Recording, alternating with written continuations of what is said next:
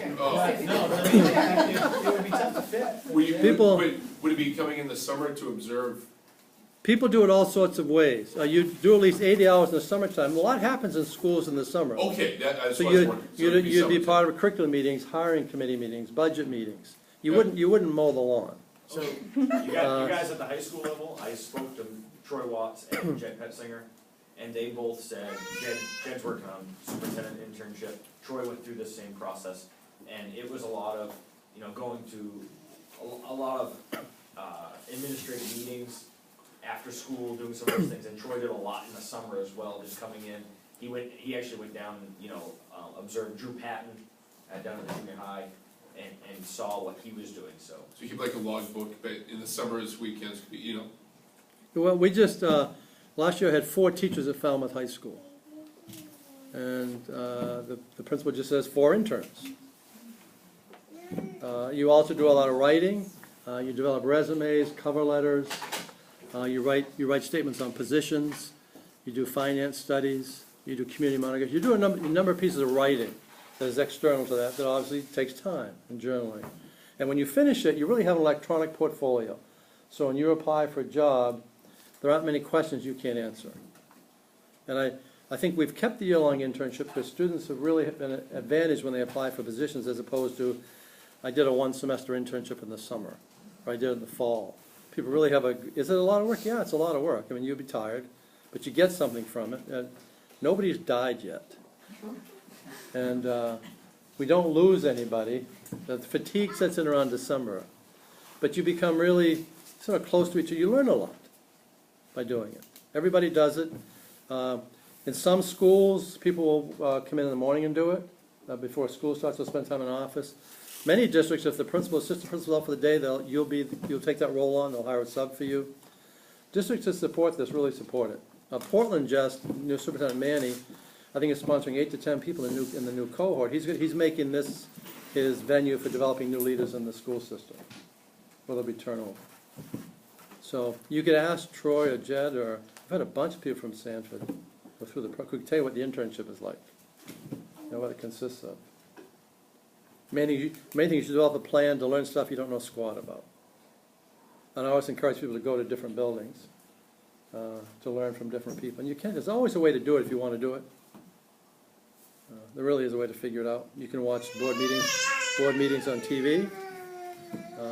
Other districts, if you live in another community, you can go watch those board meetings, interview those principals in that district. There are lots of ways that people creatively learn stuff. But that's the last year. Is it who signs off on that log? I mean, do you have to get like pre-approval, like, oh, I went to that board meeting, is it massive basic? What happens is, somebody in the university is assigned to you as a university supervisor, plus as a supervisor on site. The university supervisor is the only ones that reads your journal. Like if you were working with Jed, he would not read your journal. Because in that journal you raise questions. Say, I don't know why he chose that strategy. When there was a faculty meeting and 2 people were up back ordering from Bonanza, looking at Bonanza's, why didn't he say anything? Or there was a staff member that kept interrupting somebody else. And clearly they had their own agenda on their mind. Why did he choose to ignore that at that time? So you're always trying to figure out strategies that administrators are using. And that's what you write about. And so we collect that once a semester, but if you want to send them earlier, we do that too, we read them. And then those are all based on, every time you do something, you say, which standard am I addressing of the 6 ISLIC standards? A brief description of the activity, and what did you learn, what questions do you have? And the benefit is just asking questions. Because what usually happens is, you start out with a very narrow perspective, not that that's bad as a teacher, because you only look at how does every decision affect me in my room with these kids. And if it doesn't sound right to me, it doesn't make any sense. And what happens is, as you study more about perspectives, you learn that there's not a single decision somebody makes, whether it's a good one or a bad one, doesn't affect everybody at some point in time. So the person is the university supervisor. The only thing what the mentor on site has to do is meet with you on a regular basis and provide you with opportunities. If we say that you don't know squat about observing and assessing teachers, then we would try to find some experience. Maybe you work with probationary teachers or teachers in other buildings to learn to observe and give feedback. So their focus is to help you design activities to meet the ISIC standards.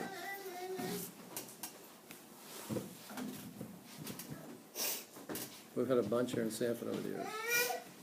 We've done this. Any others? Any question you think somebody might else would ask that isn't here? I have a question. Sure.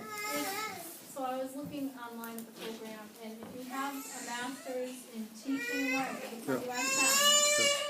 USM, could you do this program but get the advanced graduate studies? CAS? Yeah. Yeah, you could do that. You would, what you would do then is you'd pick and choose the courses you wanted. You have to still take most of them? I think it was just like, There wouldn't be anything else for you to take. there was one class that I have taken and none of the other ones, like it was a research methods. I took with the masters in teaching and learning, but all the other leadership ones weren't a part of the teaching and learning masters. If you would, the CAS is a 30 credit hour certificate of advanced study. And it's a self-designed CAS. And it was designed 15 years ago for two reasons. Some people didn't want a double master's. They wanted CAS. And the other reason is for many places you work in New England throughout the country, the CAS is seen as a degree that enters you into a central office position. It would go bachelor's degree, a master's degree, PhD. No, CAS, PhD. And in the origination of a CAS was if you were doing a doctorate and you didn't finish your dissertation, it was like the consolation prize. Instead of an ABD, you got a CAS, or some places called a CAG, Certificate of Advanced Graduate Study, or a CAS. Also, we had many people who said, I want to study something, but what you have doesn't fit. Can I design my own CAS? So we have people doing their CAS who take courses in the business school at Muskie, throughout the whole university. It's a self-designed CAS. It just leads to no certification, although it can if you work with us. So that's the original, that's the intent of the CAS. We do have people who are or somebody's in the LTS who are working on CAS. So they'll take courses beyond just because they want to get certified. Mm-hmm. So is it considered, would you be better off getting a second master's degree in educational leadership or getting the CAS in leadership? I've been asked that question 9,000 times, and I have no answer for it. It all depends what your goal is. So you ask one person, they'll say a second master's. I've always thought a CAS was kind of neater to have. But you ask Tom Edwards, he'll say a second master's. It makes absolutely no difference. It's what works for you. There is no better. Sometimes it depends on how your district reimburses. Sometimes they reimburse for a master's or a master's plus 30. What about for hiring purposes? Depends what you want to do. See, I think, my own opinion is, I think a bachelor's, master's, and CAS in ed leadership is a good thing to have. I just think when you're applying for a position, but that's me. You could have a second master's in ed leadership and it would be just the same to most places. It really depends what the degree is in.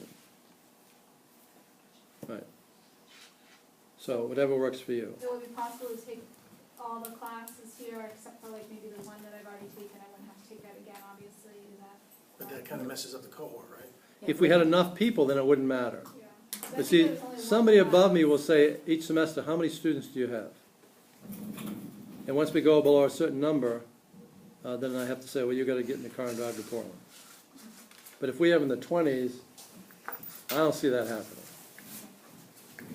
Because I've also got Massachusetts next door I'm going to go see tomorrow. I don't know how many they have. And you're gonna tell them they have to drive here? I'm not going to tell them anything. What I'll do is when I finish here, we'll say how many people absolutely put their name on a dotted line they want to do it. Because coming to a meeting is different than going on a dotted line. You must have that. But it is important to know, because I'm in a similar situation where it's like, you want to know how much we're going to be fully involved versus like taking classes here and there, right? Oh, yeah. I mean, I can't present a proposal because I'll develop a proposal, a simple one. And then the way it is now, I have to get it approved by the dean. So he'll say, well, how many students do you have? And I'll say, I have this number. He said, well, how many students will you have throughout the, because they'll put together a budget for the whole program. People driving down, he'll get reimbursed for mileage and whatever their stipend is, depending on their ranks. He'll figure a budget. He'll say, you can't go off campus unless you have X amount of students. I don't think it'll be an issue, but you just need to know that right up front. So if I say if it goes below 18 or 20, and in the last year, if 8 of your colleagues bail out, and decide to go to Gorham early, then you'll be going with them too. Right? I can't control that. It'd be your colleagues, you have to pressure or say, whatever they want to do, you have to do, right? You can always make most things work. That's not gonna happen till after the second year anyway. So you're gonna have 6 credits, 6 done, you're gonna have a third done anyway. And if you want to do something, there's always a way to do it. That's what I'm convinced of. You only create barriers if you want to. So, question over here? Am I clear in thinking so we don't have to be enrolled already in a master's No, program? I assume most of you aren't. That's why you're here. And some maybe started in some programs, have a few credits and trying to figure out if it fits. No, you don't.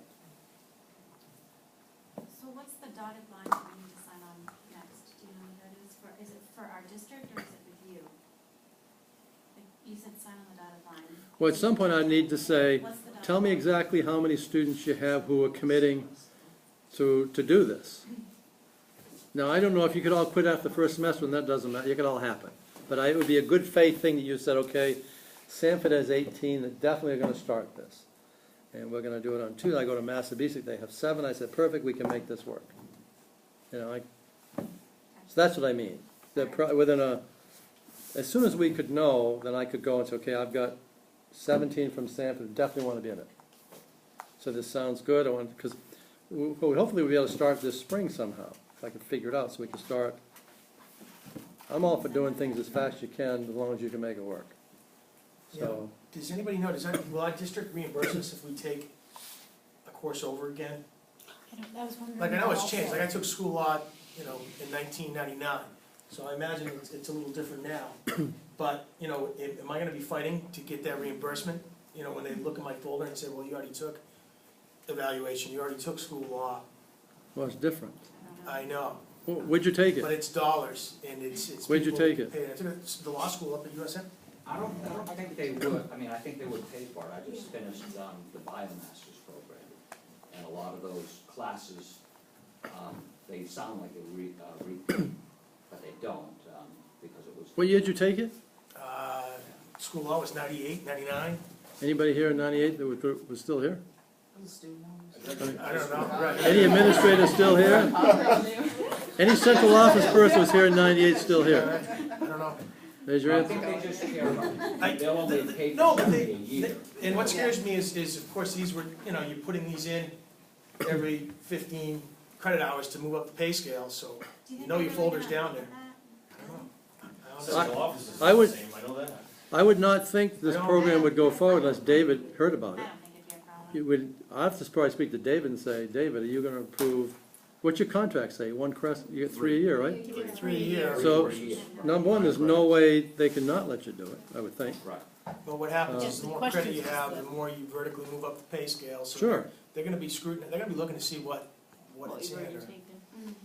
Probably only the shady characters in the system. We might not have enough You're out, numbers then. Right, well, I'm already paying one tuition for the next 10 years, you know what I mean? Unfortunately, I can't be affording my own, Just one last question from me about the kind of the plan, like year 1, 9 credits or 6 credits? What's Every summertime. year is 9 credits. 9 credits, okay. It's spring, summer, fall. Yeah. Unless, you'd be here till you're 90 unless we did it that way. Right? Most people end up starting taking 1, the regular program, they end up taking 2, because they don't want to do 4 years. And many match up to what the school system pays for. Many have cut back. Many are down to 2, so students are paying 1 by themselves. Is that like the sequential order of classes? No, that isn't. You can be certified in The first course is always organizational behavior. That's the first course. Usually we try to do the first 4 courses to get you certified as an assistant principal. That's usually what we try to do. That's the first one. So if you ever decide you want to become an assistant principal, you have that certification to start with. So that's what we try to do, the first 4 courses. So if you already have that, can you then hop in? It's kind of, What do you already have? I have the assistant, I have all those. all 4 courses? Yeah. But I didn't enroll in USM as like doing the program, because it was kind of like, I was just kind of taking them when I could take them, Yeah. so. If you miss 4 courses, it affects the number. yeah, Yeah. unless you have a whole bunch, Especially if they're all in order. Yeah. So, you're probably better off going to campus. mhm. Do you live anywhere near campus, Portland? No, thank you.